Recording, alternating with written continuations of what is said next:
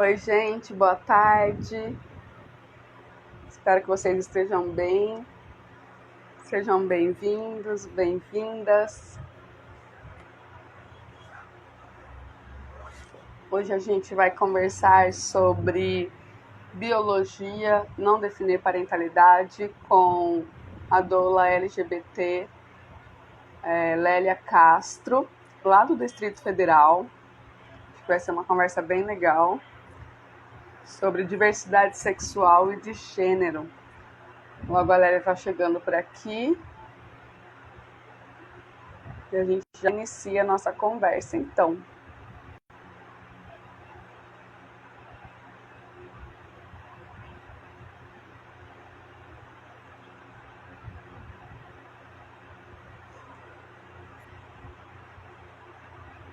Perqueline, que prazer ter você aqui com a gente. A Lélia está chegando. Logo ela se apresenta aqui para nós. Vamos ver aqui. Bom, se tiver pergunta, pode ir fazendo aí durante a live. A intenção é responder mesmo, sanar as perguntas, né? Para que a gente possa aproveitar esse tempo e poder responder aí tudo que a gente chegou. A Lélia chegou, ela já está entrando, vamos ver.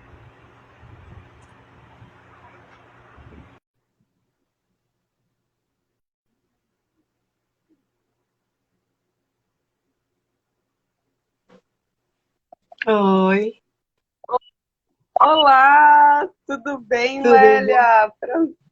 Prazer, que honra ter você aqui. Eu que agradeço o convite, muito obrigada. Ai, que gostoso mesmo, viu? É... Bom, para quem está entrando hoje, né, segunda-feira, eu costumo fazer, tenho feito as lives no sábado, mas a gente teve que remarcar, né?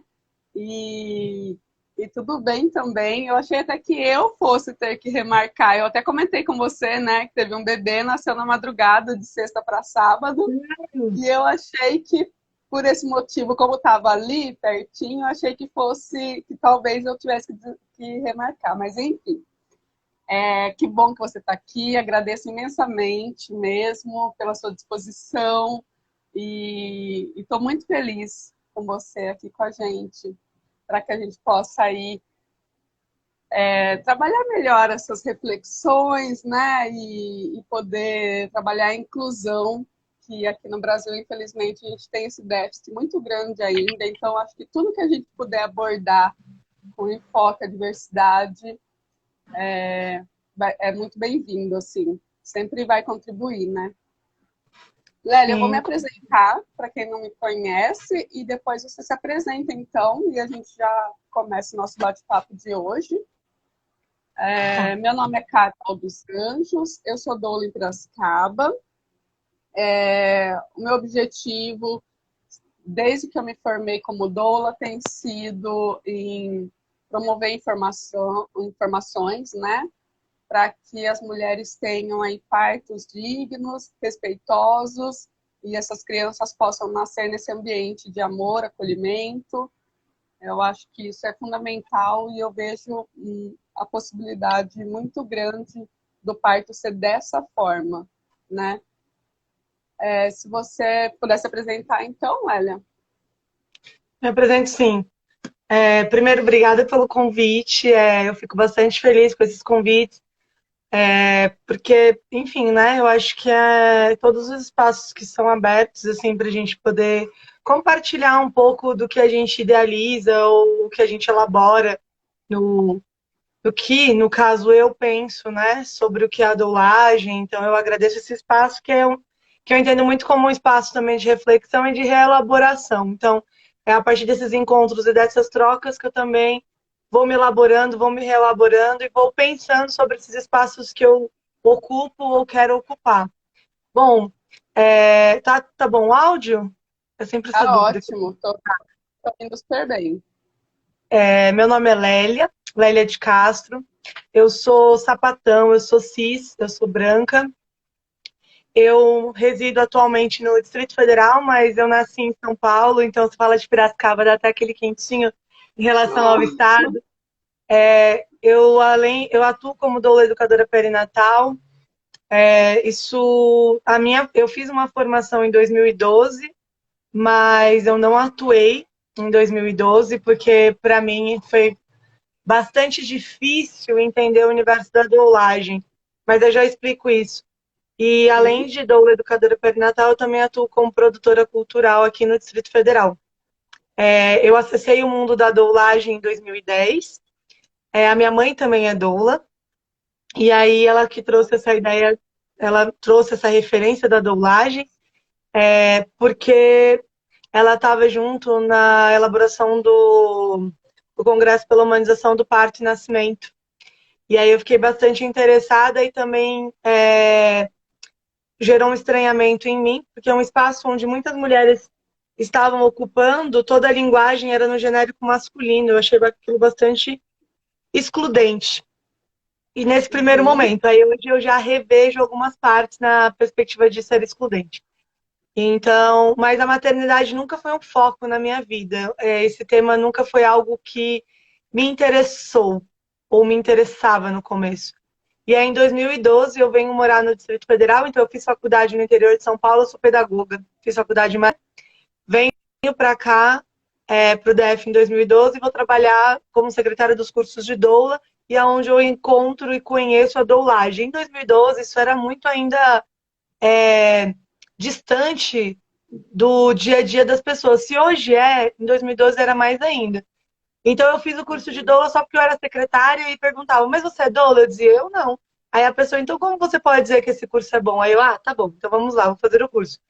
E aí o curso ele me tocou bastante no sentido de como mulheres cis que estavam, na verdade, atendendo a uma expectativa social, né, e cultural de serem mães, eram violentadas. Então, isso que me chamou mais atenção em relação à doulagem, sim.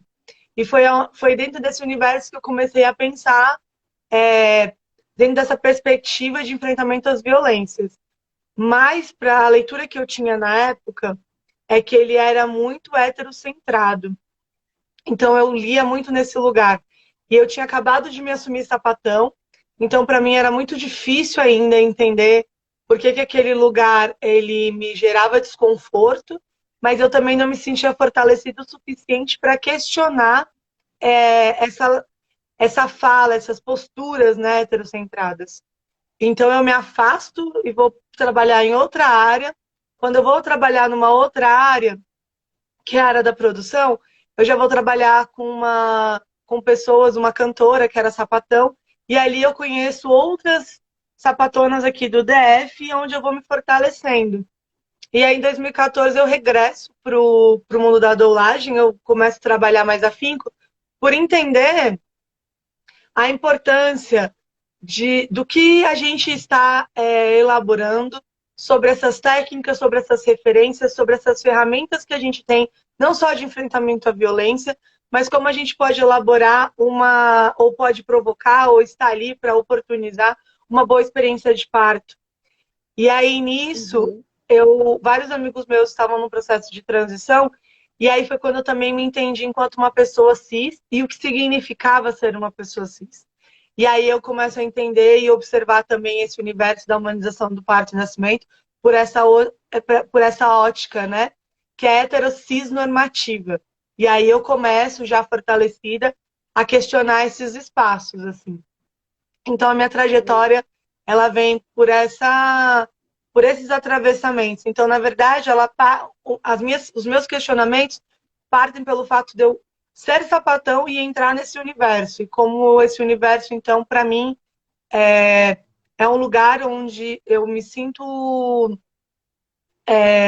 confortável em alguns momentos, mas entendendo também a importância de ocupá-lo se eu quero ver alguma mudança, né? Então, de como entender o meu corpo dentro desses espaços, também reconhecendo, né, os outros atravessamentos que eu também trago, e as minhas responsabilizações a partir deles. Essa acho que é uma apresentação inicial, Nossa, assim. sim, perfeito. E vou falar para você que até me arrepiou, assim, de verdade. Eu fiquei. É, é necessário, né? Como que a sua presença é necessária realmente, assim. Eu acredito muito. Lélia, eu fiz durante a semana passada, né? Eu fiz assim umas perguntas, uma enquete nos stories, acho que até mandei para você. E, e aí tinha essa dúvida sobre, você trouxe também, sobre ser uma pessoa cis, muita gente ainda não consegue compreender direito, eu percebo isso. Assim, mas o que, que ela quer dizer? Ela é cis, e aí muita gente também não conhece a sigla ao pé da letra, LGBT. Algumas conhecem, eu sei o que é o L, o que é o B, mas eu não sei o que é o T, o que é o Q, né? Então, queria que você falasse um pouco sobre isso. Começou como GLS, né? Acho que em 94, que eu lembro quando eu era mais nova. Estou com 32 anos agora, quando eu tinha uns 20 anos, acho que uns 10 anos atrás, não faz muito tempo. Era GLS, gays, lésbicas, simpatizantes. Depois foi para GLBT, gays, lésbicas, simpatizantes, incluiu o T, transexuais, né, transgêneros. E aí depois foi percebendo também que não contemplava todo mundo, e aí veio então essa nova sigla que agora dá para usar mais LGBTQ ou LGBTQI ou LGBTQIA+. E o que, que é esse mais? Que a gente pode Então, conversar um pouquinho sobre isso também, para fazer essa introdução. a gente está falando sobre identidades de gênero e identidades sexuais, né? Então, a gente está falando de diversas identidades dentro desse movimento. Eu acho que é importante entender que quando a gente chama o movimento LGBTQIA+, o LGBTI+, enfim, as formas como a gente vai falando diz muito sobre de onde a gente fala também, né? A gente tem muitas questões, dependendo de qual vertente de ativismo a gente está falando, de incluir algumas siglas ou não. E aí, enfim, aí são outras questões que trariam outros desdobramentos. Mas para falar isso, eu acho muito importante quando a gente chama, né, falar agora vamos falar sobre demandas ou sobre a comunidade ou sobre questões da população LGBTQIA+. Parece que a gente está levando para um universo onde nós, pessoas que estamos dentro dessas siglas, né, fôssemos todas Uhum, iguais, assim. Tanto que as pessoas dizem muito eu não sei como lidar com vocês, pessoas LGBTs, e aí são muitas pessoas nesse LGBT, inclusive em cada sigla há uma diversidade, porque é isso, né? A gente tem que partir de quais são esses atravessamentos, quais são esses marcadores sociais das diferenças que vão nos aproximar e nos distanciar dentro dessa própria comunidade, que é muito diversa, que é muito ampla. Então, eu sempre gosto de começar e pensar a partir desse lugar, porque muitas vezes a gente acha que falar de lesbiandade, falar da homossexualidade, falar, enfim, da transexualidade, da transgeneridade, da travestilidade, é como se a gente falasse de uma única pessoa, sabe? E aí a gente uhum, elencasse alguém para representar. Eu só posso me representar. Lélia Sapatão falando, sabe? E aí o que eu digo pode muito se aproximar ou distanciar de várias outras que se entendem enquanto sapatão.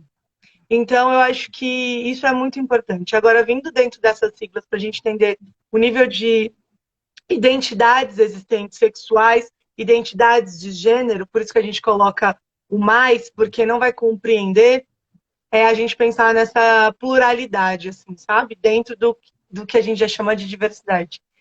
Enquanto uhum, pessoas cis, o que a gente entende enquanto pessoas cis? São aquelas pessoas que se identificam com o gênero designado ao nascer. E aí a gente tem uma construção que é hetero-cis normativa, que entende que pessoas que nascem com vagina, a identidade de gênero que vão representar essas pessoas é a identidade de gênero de mulher. E pessoas que nascem com pênis, a identidade de gênero que vai representar essas pessoas são homens. Então, ser cis é eu estar, é, me identificar com esse gênero que foi designado. Então, viram que eu tenho uma vagina, disseram que eu sou mulher, então, para mim, eu me identifico com esse gênero. E aí, as Uhum. pessoas trans, não necessariamente, elas não se identificam com o corpo delas. Isso aí é uma outra demanda. Mas não se identificam Uhum. com o gênero imposto a partir de um referencial biológico. Que esse referencial biológico não determina se esses corpos são mulheres ou se esses corpos são homens. Porque existem mulheres de pênis, homens de vagina. E existem pessoas de pênis e pessoas de vagina que se não se identificam nem enquanto mulher e nem enquanto homens. Então é por isso que é a questão de ampliar esse debate para a gente entender o que significa. E o que significa eu me assumir enquanto uma pessoa cis e me identificar com esse gênero imposto, designado ao momento que eu nasci. É eu também reconhecer que eu tenho o privilégio numa sociedade onde mata mais pessoas trans no mundo. O Brasil, né, o país onde mais mata pessoas trans no mundo. Então, eu me reconhecer enquanto uma pessoa cis é entender qual é a minha responsabilidade em repensar o meu lugar ou os espaços onde eu ocupo enquanto pessoa cis. E a minha Sim. responsabilidade no enfrentamento da transfobia sem querer assumir ou é, entender que eu sou porta-voz de algo, mas entender que sim, é minha obrigatoriedade enquanto pessoa cis o enfrentamento à transfobia e como eu posso elaborar isso. Então, é dentro dessa perspectiva que a gente começa o pessoas cis e pessoas trans. Acho que Sim. a gente pode começar aí, que está dentro desse espectro, né? E aí, Uhum.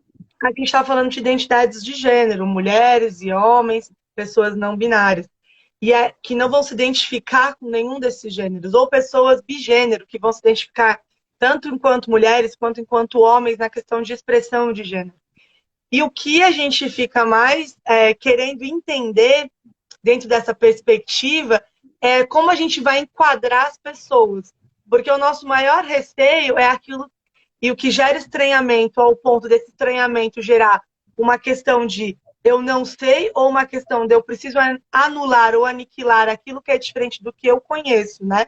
Então eu fico muito pensando sobre as pessoas em relação à predisposição em ouvir ou compreender como as pessoas se elaboram, porque é isso, a gente precisa encaixotar todo mundo. Então, quando a gente vai falar dessas siglas, eu vou sempre, e aí é algo que eu tenho sempre que retomar, é como a gente é plural e diverso, e o que eu estou dizendo é o que eu acho, né? Então, também não é, tipo, a verdade, é a partir do que eu elaboro dentro dessas perspectivas. Por exemplo, dentro das siglas, né? LGB, que é o que a gente conhece, a gente está falando de orientação afetivo-sexual. E aí eu estou falando enquanto a sigla L, embora eu não me identifique, porque aí também a gente questiona o que significa ser lésbica, né? Porque a lesbiandade, ela está muito alocada ainda numa perspectiva eurocêntrica. Então, de mulheres brancas, magras, que participam da lógica do desejo do outro, né? Eu me identifico quanto sapatão porque eu fujo dessa lógica, embora eu seja uma pessoa branca, e entender que enquanto uma sapatão branca, eu participo de outros privilégios dentro de uma sociedade onde o racismo é estrutural. Então, o que me afasta de várias outras questões no sentido de não pertencimento, mas sim de responsabilização, de enfrentamento ao racismo também, e aí pensar os espaços onde eu ocupo e como é que eu estou trabalhando isso. Bom, enfim, em questão à lesbiandade, a gente pensa em mulheres que se relacionam com mulheres, mulheres trans ou cis, né? Então, ampliar também esse espectro de mulheres, porque muitas vezes a gente também reduz essa ideia de mulher a ter vagina, e muitas vezes a gente fala muito da lesbiandade nesse lugar, mulheres que se relacionam com mulheres, e aí vem sempre aquela perspectiva de que essas não vão engravidar, mas não vão engravidar a partir do quê? Porque a gente reduz e simplifica que mulher se relacionar com mulher é como se vagina se relacionasse com vagina. E aí tem também essa perspectiva de entender vagina se relacionando com vagina, anulando a potência sexual ali, porque a gente entende que sexo só funciona numa lógica cis, heteronormativa, então pênis e vaginas. Então, a gente anula qualquer potência de interação sexual, porque a gente parte de mulheres cis, né? E aí, enfim, só para questionar. E aí, na questão dos gays, são homens que se relacionam com homens trans cis que se relacionam.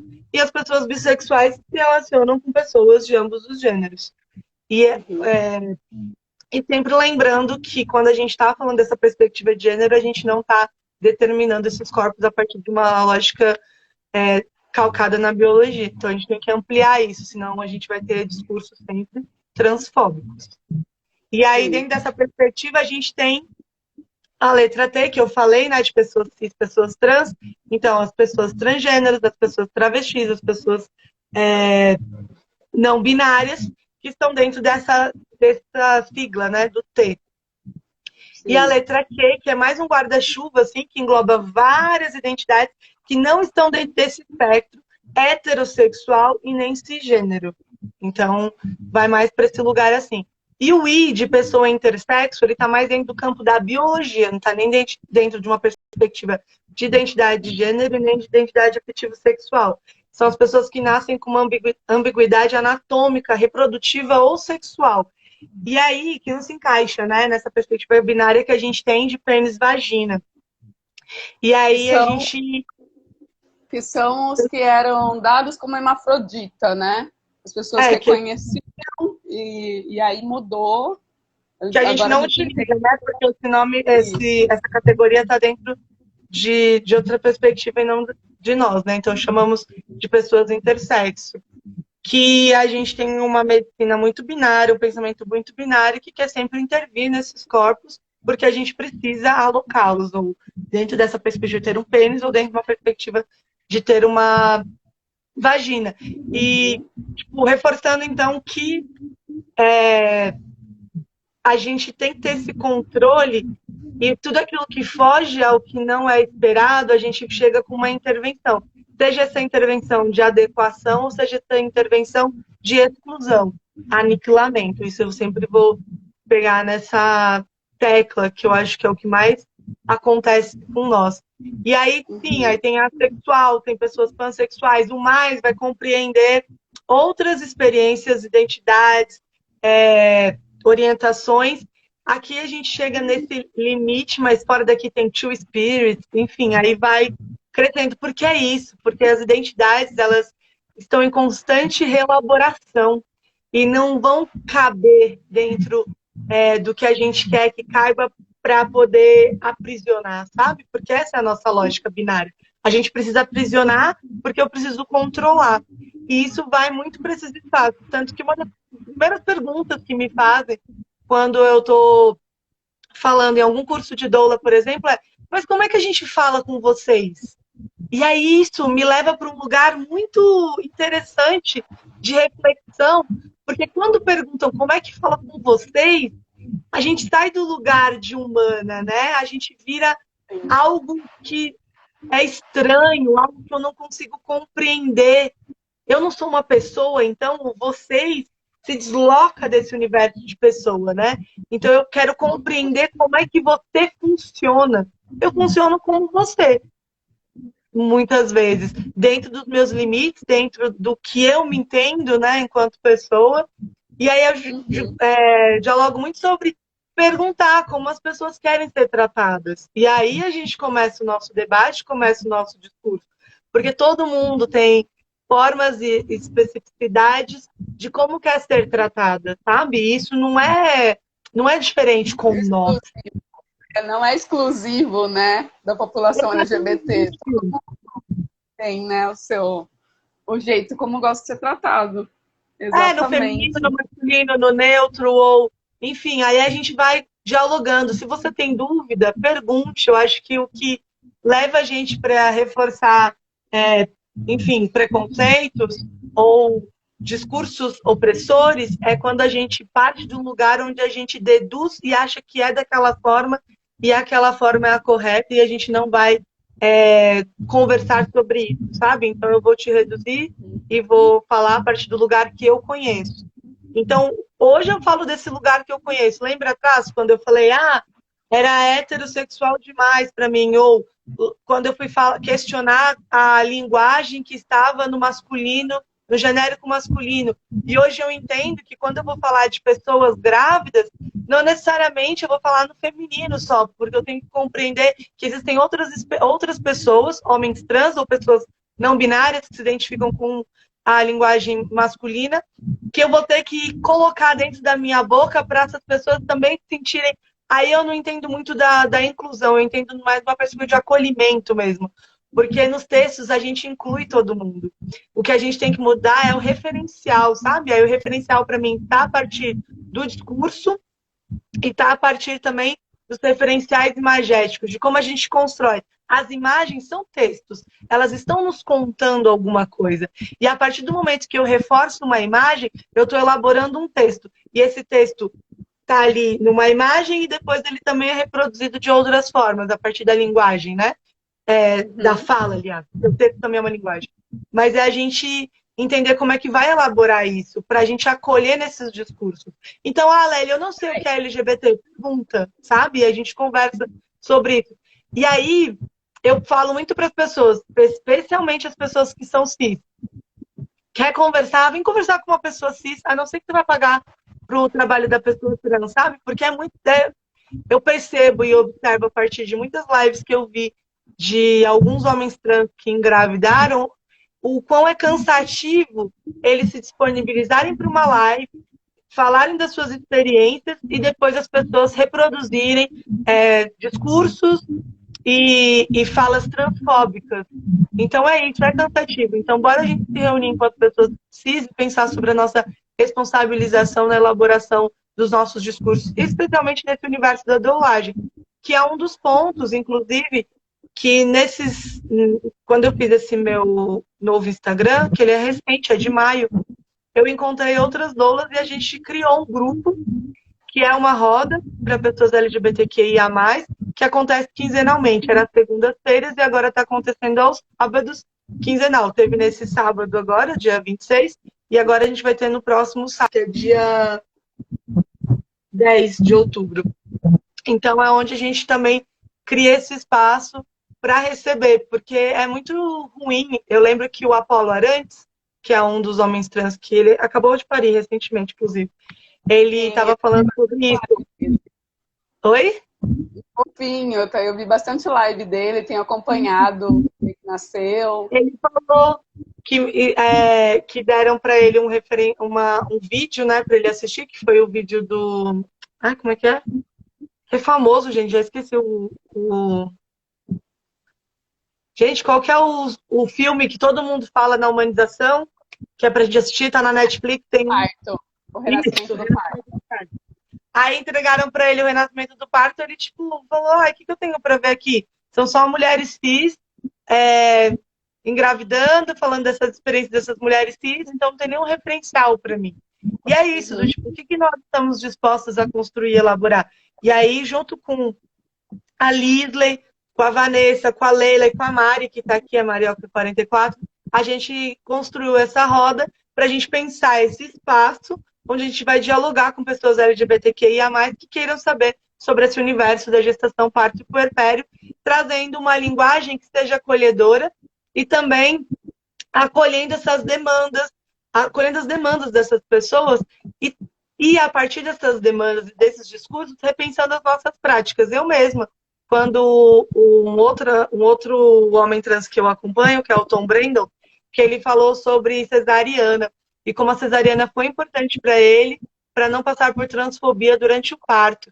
E aí eu fiquei muito reflexiva em relação a isso, porque uma das pautas, né, do nosso movimento, pela humanização, do parto e nascimento, é que a gente pense a cesariana, e aí é uma coisa que eu debato muito, sobre como a gente fala dos processos e a gente critica a forma como médicas e médicos impõem sobre esses corpos, só que a gente pega o nosso discurso e também impõe. Então a estrutura é a mesma, só muda o discurso. Então a gente fica nessa disputa dessa narrativa, mas compreendendo a mesma estrutura ainda de imposição sobre aquilo que eu acho que é melhor para aquela pessoa. Sendo que a pessoa que vai entender o que é melhor para ela, né?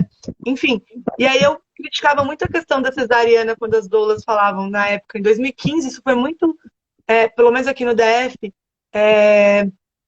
muito gritante para as pessoas dizendo: ah, mas a cesárea é um absurdo, quem faz cesárea não deu conta, porque o parto normal é o melhor. É o melhor para quem?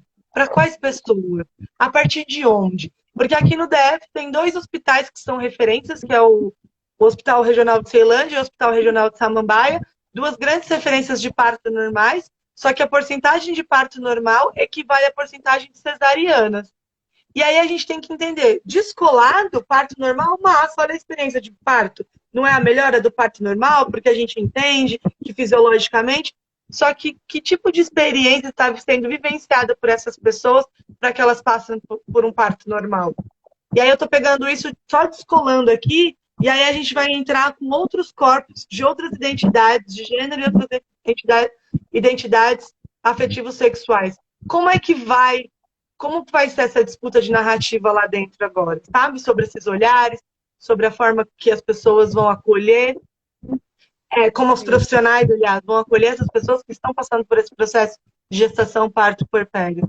Ou o próprio sistema, né? Como disse o Apolo, que ele não conseguiu fazer um exame porque quando ele chega com a documentação dele, sexo masculino, que é assim que é entendido para ser homem, e aí o sistema não entende se é sexo masculino, não pode ter uma vagina. E se tem uma vagina, é de sexo feminino, mas está dizendo que ele é um homem, aí o sistema não libera alguns exames, porque não vai liberar para o sexo masculino, porque se espera que vagina é igual a sexo feminino, né? E aí eu fiquei muito pensando sobre isso, tipo, mas quem faz o sistema? Não é o próprio sistema, somos nós, né? Então, por que a gente não repensa isso? Qual é a disponibilidade que a gente tem para esse discurso? Por isso, mais uma vez, aí eu vou passar a palavra. Eu agradeço o seu convite, porque eu acho que é nesse espaço aqui que a gente vai conversando, dialogando e se repensando também. Nossa, eu que agradeço imensamente. Minha cabeça ela fica assim, ó, trabalhando o tempo inteiro. Eu acho que de todo mundo aqui que está nos assistindo, se vocês tiverem perguntas, inclusive, mandem para a gente. Esse é o momento para a gente buscar e desconstruir alguma coisa. E eu fico assim muito reflexiva com tudo isso. Como eu te falei, Lélia, eu te conheci através de um post que veio nos stories de alguém que eu acompanho. E aí eu cliquei lá, falei, nossa, que legal, e fui indo, né? Depois eu percebi que o post é a sua cartilha, é uma cartilha que você desenvolveu. E aí, que você mesma desenvolveu, acho que com uma outra doula, Gabs, paralisou aqui, não sei se você está me ouvindo. Deu uma travada aqui, será que foi só para mim ou para a Lélia também? Vamos ver. Mesmo que ela estiver me ouvindo, eu não estou ouvindo ela.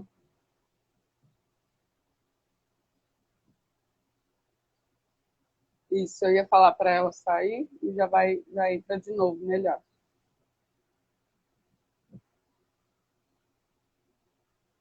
Gente, como tá? Vocês estão gostando? Fala aqui pra gente se está dando para acompanhar o raciocínio, o que vocês estão achando enquanto a Lélia volta.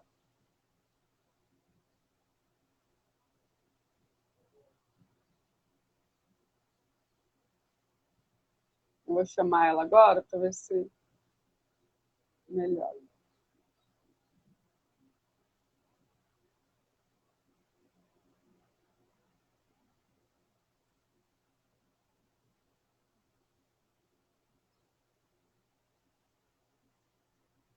Ver.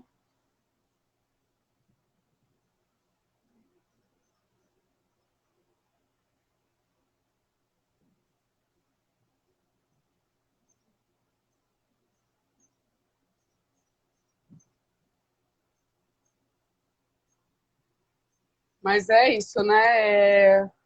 É bastante coisa mesmo, e é bom a gente sempre estar em desenvolvimento, aprendendo, buscando se informar melhor.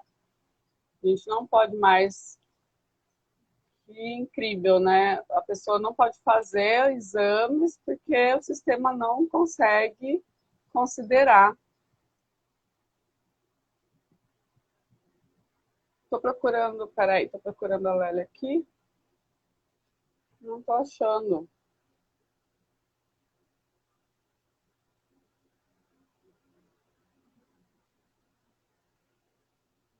Lélia caiu mesmo, será?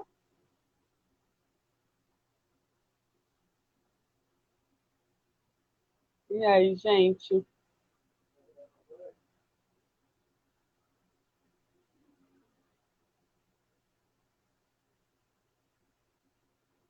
Carol, Carolina, Dola, oi, Coré, a Lara, a Elaine. Eu não sei se a Lélia caiu e não vai voltar, não vai conseguir voltar. Queria falar um pouquinho agora sobre as possibilidades, né, de paternidade, as várias possibilidades. Tá com muito raio para que é isso, então, bom, e também sobre as funções paternas e maternas, né? Deixa eu ver se eu consigo chamar ela aqui no WhatsApp e ver se ela vai voltar. Senão a gente.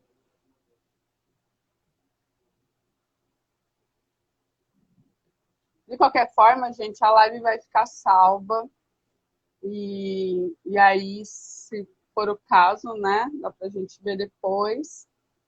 Então, fiquem tranquilos. Espero que fique, né? Salva, porque a Lala voltou, gente.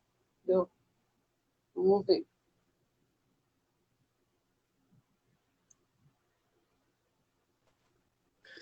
Me Caiu? desculpa, não, tá muito quente aqui, aí eu fechei as coisas para não fazer barulho, e aí eu apoiei o celular perto do computador e superaqueceu, aí fechou tudo. Olha só que loucura! Aqui tá com raio. Enquanto aí tá calor, aqui tá Muito muito, quente.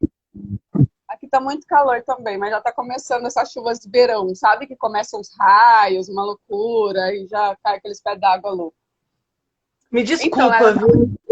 eu tava te falando que é isso, eu te conheci então através desse post, aí entrei e percebi então que é uma cartilha que você desenvolveu. E foi Isso. lá, inclusive, e o tema para essa live de hoje, que tem uma parte que você fala, biologia não define parentalidade. E eu achei muito interessante, assim, achei muito legal a gente ir criando essa consciência, né? Então, mulheres trans, elas podem ser mães, né? Homens trans podem ser pais. Então, falar um pouco sobre essa identidade de gênero, identidade sexual dentro, sobre a diversidade parental, na verdade. Essa Isso. semana, acho que rolou, semana passada, né? Na segunda-feira, a notícia das. Eu não vou lembrar o nome das duas, acho que é Roberta, a Cris, que é artilheira, né? Elas engravidaram. E aí, da seleção feminina, e aí ela acho que saiu na mídia ninja.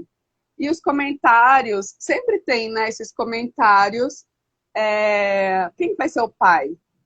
Sempre querem saber quem vai ser o pai, ou então se for dois homens, quem vai ser a mãe. As pessoas têm essa ideia muito limitada, né, com relação a função, porque na verdade acho importante a gente dizer isso, que é uma função paterna e materna, que não necessariamente ela precisa ser, precisa acontecer a partir de um homem ou de uma mulher.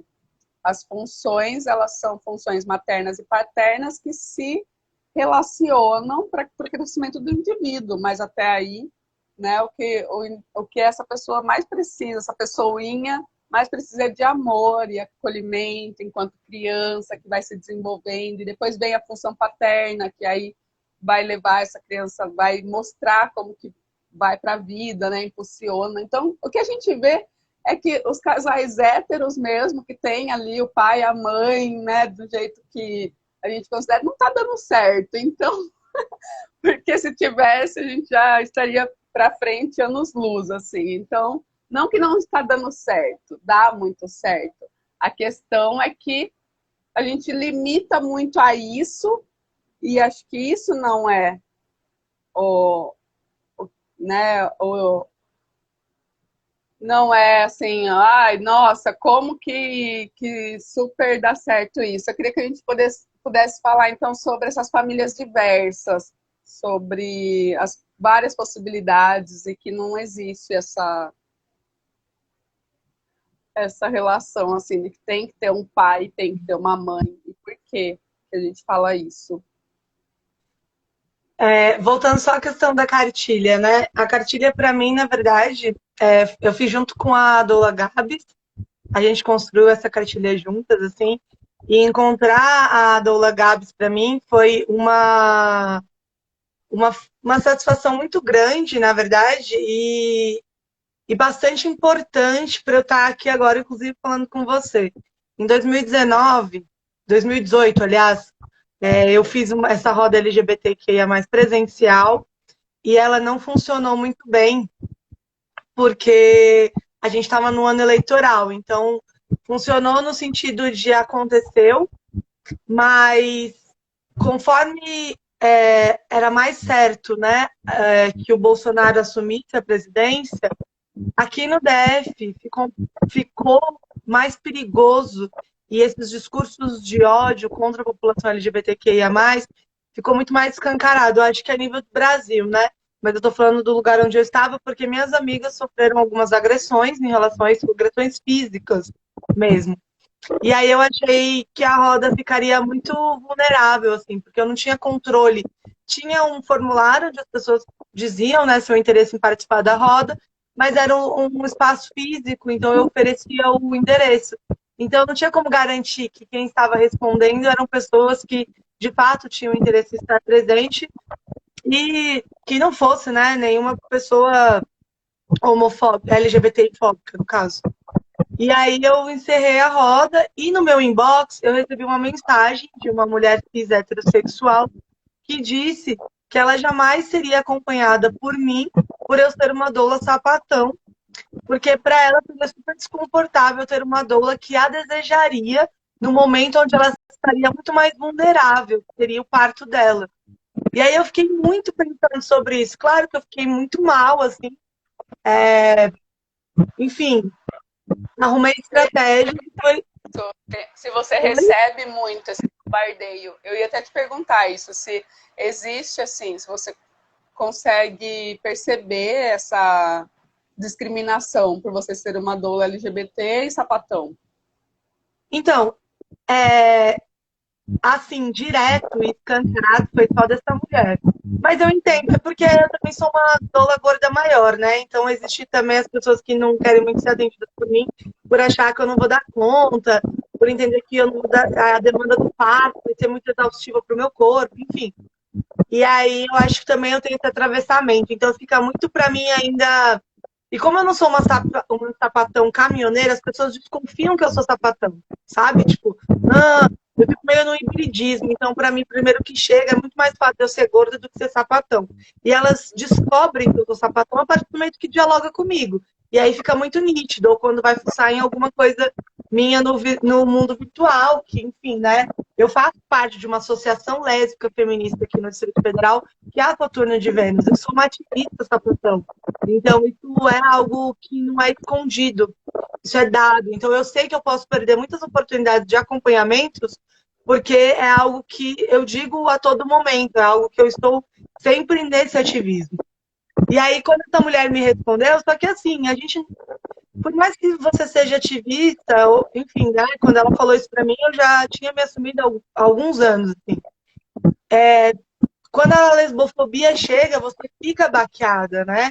E ainda mais nesse lugar, assim, do tipo, eu vou desejá-la. Então, é esse lugar que muitas mulheres cis hétero nos colocam, enquanto sapatonas, de que só da gente existir e elas existirem, a gente vai desejá-las. Porque é isso, toda sapatão está desejando todas as mulheres. Essa é a perspectiva, né? Que é muito construída, assim. E aí desejando todo mundo, né?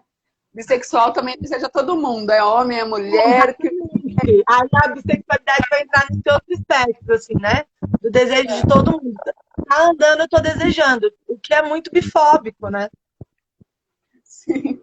E aí, quando ela me disse isso, que eu fiquei muito abalada, a única coisa que eu consegui responder para ela foi como é ter essa autoestima, né? Me ensina. Do tipo, achar que eu vou te desejar, tipo, é muita autoestima. E aí, tipo, ela não me respondeu mais. Eu falei, queria eu ter a autoestima de mulheres cis hétero, né? Porque aí, meu, tava feita. né, terapia, já teria passado várias casinhas, estava chegando lá no poderoso chefão das minhas crises, né, existenciais. Mas aí passou, e aí eu falei, ai, velho, não quero mais esse meio da doulagem, tô cansada. Porque agora que eu tô conhecendo doulas sapatonas aqui do DF, né? Inclusive, tem uma muito querida, deixa eu só descobrir o dela, que a gente tá em diálogo, assim, e tá muito massa. Vou pegar o Instagram dela pra vocês. E aí a gente tava super conversando sobre isso. E aí a gente se fortalece muito nesses encontros, né? Quando a gente encontra pessoas que dialogam com a gente, que trazem pra gente essa proximidade. E aí eu comecei a Lohane. E aí eu comecei a pensar sobre isso. E é atual que a gente está dialogando, né? E aí eu falei, meu, cansei desse mundo, mas nesse processo eu conheci a Leila, que é uma das doulas sapatão que está nessa roda que a gente está realizando. Só que eu falei, chega, não vou doular mais. Aí em 2019 eu só doulei uma doulanda que eu já tinha acompanhado anteriormente. Aí eu falei, vou ficar com essa daqui e pronto, não quero mais o mundo da doulagem, vou ser produtora cultural. Só que não tem como, toda vez que eu tento sair disso, eu volto. E aí esse ano eu estava fazendo outra coisa, que era mexendo com um projeto meu que chama Produza como uma Gorda, que é a parte onde eu produzo enquanto uma mulher gorda nesse mundo da produção, que também é super, né? Porque aí eu comecei a fazer camisetas, porque eu ia trabalhar nos eventos e as camisetas não me serviam. E aí agora eu faço camisetas para os meus tamanhos. Enfim. Aí eu estava fazendo o Instagram desse projeto e eu falei, vou mexer nesse projeto aqui sobre doula LGBT. E aí eu conheci a doula Gabs. E aí eu falei para ela, bora fazer uma cartilha? Ela falou, bora. E aí foi quando a gente fez essa cartilha, porque ela estava falando, tendo uns discursos muito próximos do que eu já estava falando há alguns anos. Eu falei, gente, e eu não encontrava quem dialogasse junto. E foi bom fazer esse Instagram, porque aí eu acho que, na verdade, eu estava muito fechada, assim. E aí esse Instagram me abre, inclusive, para esse diálogo, que você também recebeu essa cartilha. E aí foi onde a gente começou a conversar sobre o que é essa parentalidade, né? Sobre o que a gente está falando. Quando a gente fala em formatos de família, é para além, inclusive, dessa estrutura pai e mãe que não corresponde à nossa sociedade brasileira, muitas vezes. Essa constituição. Então, a gente pensar a Eventina e Doula, elas são... Não! Elas são amigas. A Lisley desse Eventina e Doula, elas são amigas. A Lisley está com a gente na roda, Gil, que é essa roda que a gente faz quinzenalmente. E aí, as nossas constituições de família são muito diversas, né? Tem a avó que cuida da criança junto com a mãe, ou o pai junto com a avó, enfim. É muito diversa a estrutura familiar que a gente tem, é muito diversa. Então, esse formato homem cis, mulher cis, ele já está falido há muito tempo. Há muito tempo que está falido.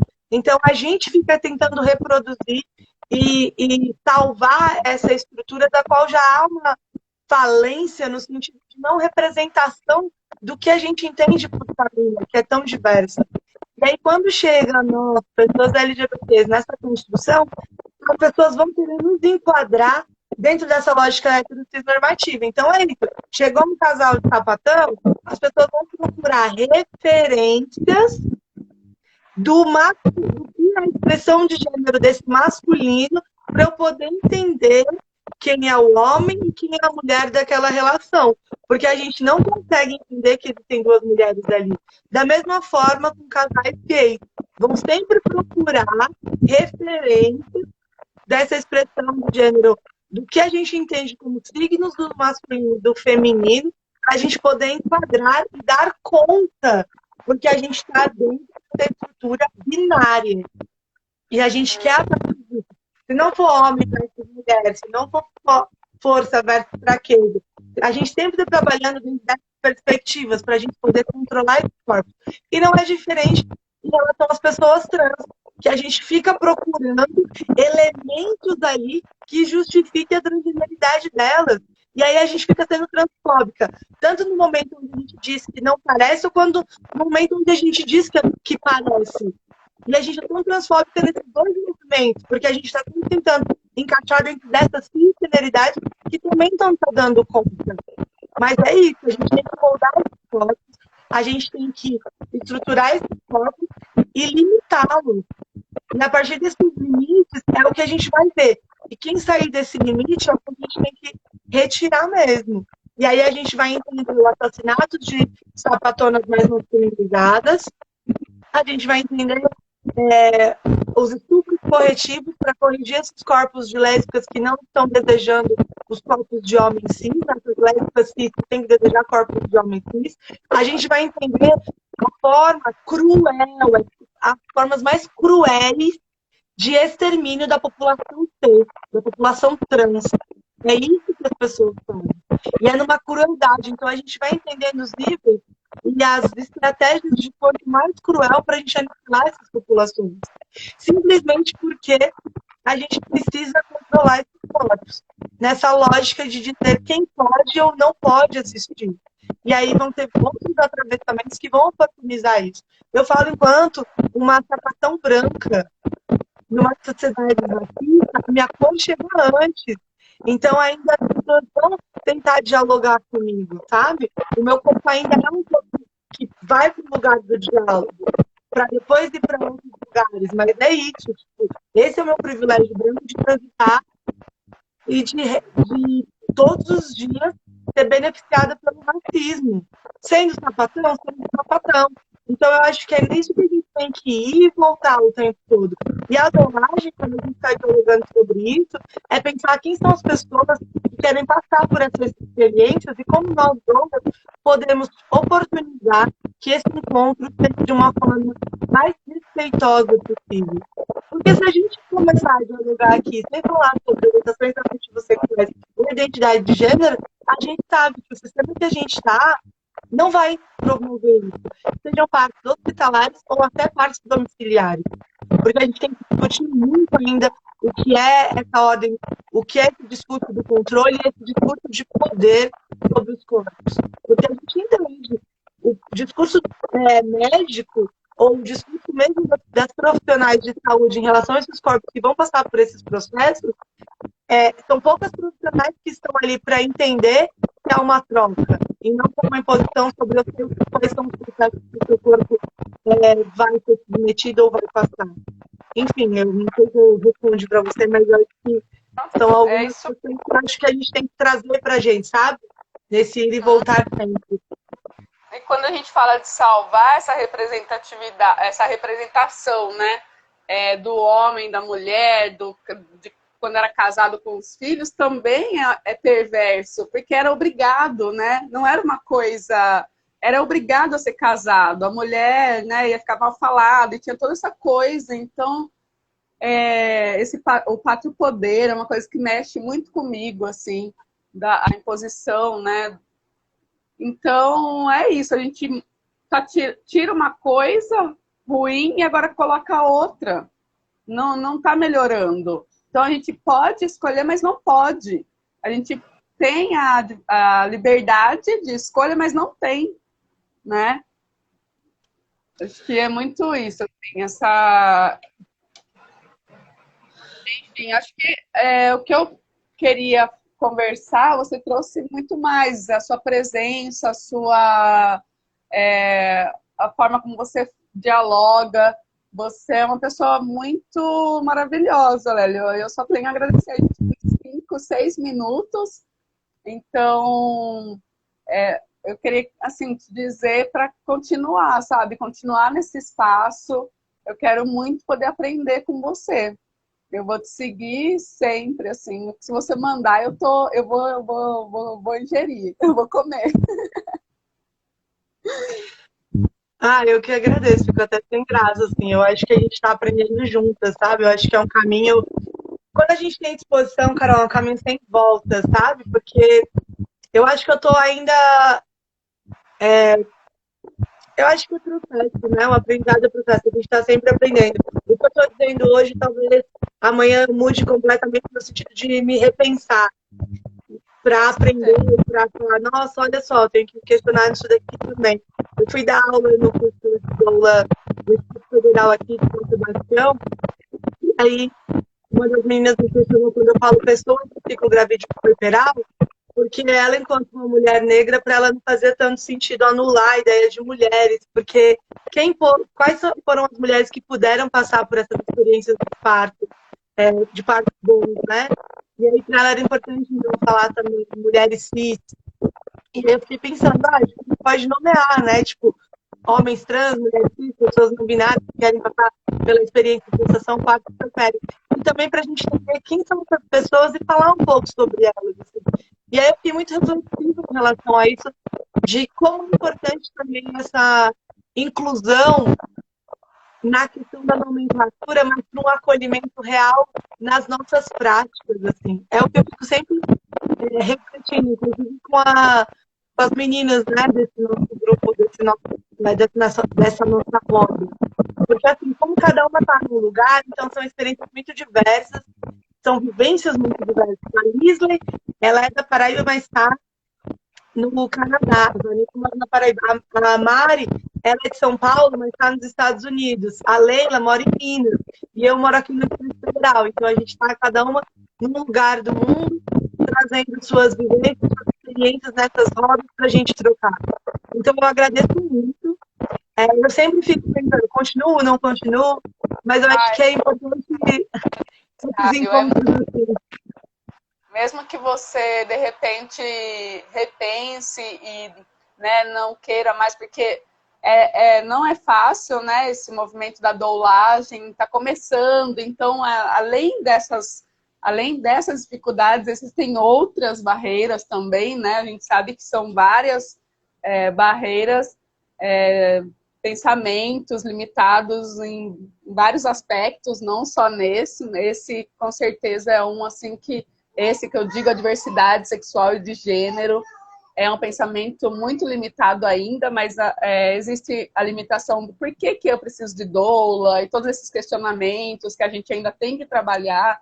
Então, a gente sabe que tem uma dificuldade, é só uma ponta do iceberg, é sempre mais profundo, o negócio é sempre mais embaixo, mas tudo que você traz, né, essa abordagem, a forma como você traz, eu acho que dá para compreender muito bem, isso é importante, porque a gente tem muitas pessoas que sabem, mas que não conseguem passar, né, e essa é uma dificuldade que talvez eu também tenha, e eu venho trabalhando sempre isso, assim, a questão da minha didática, como que eu posso ser mais clara, como que eu posso ser mais objetiva. Então,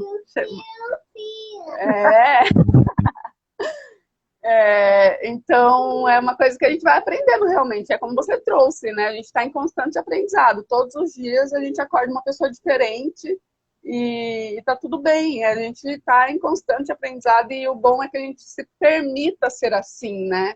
E não essa pessoa quadrada que sabe tudo e que... Não, gente, a gente está aprendendo e a forma como você traz o ensinamento que você tem é muito legal, assim. Eu, particularmente, gostei muito da nossa conversa. Estou aqui, engoli tudo, agora estou digerindo, assim, né? Eu fico um tempo procurando... Muito gostoso, eu adoro essa sensação de novos aprendizados, assim, de obter novas reflexões. E eu coloco muito à disposição. Eu acho que a gente pode isso ser só um começo, assim. Eu coloco à disposição, inclusive, de quem está assistindo, quiser trocar uma ideia, eu estou muito disposta à troca, assim. Eu acho isso fundamental. E também porque, né, a gente só existe a partir das trocas, assim. Então, acho que elas são importantes. Agradeço muito.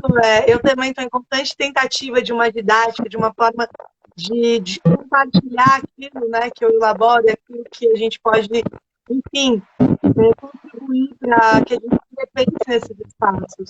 Então, eu fico muito feliz mesmo, muito agradecida por você abrir aqui, né, o seu espaço. Eu nem pedi tempo, mas agradeço muito por você ter aberto aqui.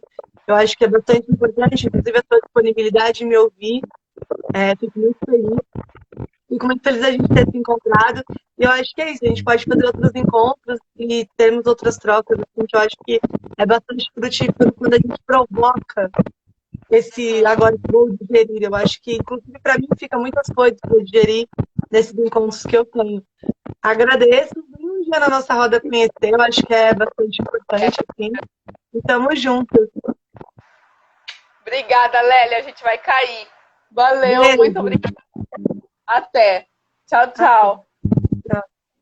Uma semana aí para todo mundo, gente.